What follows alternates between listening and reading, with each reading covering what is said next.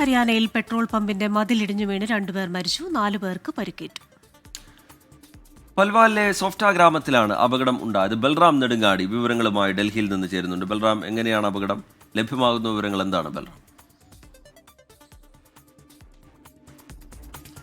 Rijitha Christina, ഹരിയാനയിൽ കഴിഞ്ഞ ദിവസം വൈകിട്ട് മുതൽ അതിശക്തമായ മഴ തുടരുകയാണ്. ഈ മഴയ്ക്കിടെ ഒരു പെട്രോൾ പമ്പിൻ്റെ പൽവാലിലെ സോഫ്ത ഗ്രാമത്തിൽ ഒരു പെട്രോൾ പമ്പിൻ്റെ മതിൽ ഇടിഞ്ഞു വീടുണ്ടായ അപകടത്തിലാണ് 2 പേർ മരിച്ചത്. ഈ ശക്തമായ മഴയ്ക്കിടെ അതിന് സമീപം നിന്നവരുടെ മുകളിലേക്കാണ് ഈ മതിൽ ഇടിഞ്ഞു വീണത്.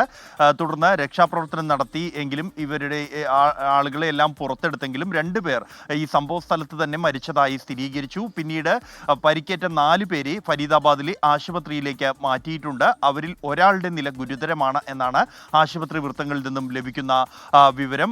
ഈ സംഭവവുമായി ബന്ധപ്പെട്ട പോലീസ് അന്വേഷണം ആരംഭിച്ചു കഴിഞ്ഞിട്ടുണ്ട്. ഇതിൽ വീഴ്ചകൾ സംഭവിച്ചിട്ടുണ്ടോ എന്നതടക്കമുള്ള കാര്യങ്ങൾ പരിശോധിക്കും എന്നാണ് പോലീസ് അറിയിക്കുന്നത്. കാലപ്പഴക്കം തന്നെയാണ് മതിൽ ഇടിയാനുണ്ടായ കാരണം എന്നാണ് പ്രാഥമിക നിഗമനം. ഇപ്പോൾ ചികിത്സയിൽ കഴിയുന്ന മറ്റ് 3 പേരുടെ നിലവിൽ സുരക്ഷിതമാണെന്നാണ് ആശുപത്രി അധികൃതർ അറിയിക്കുന്നത്.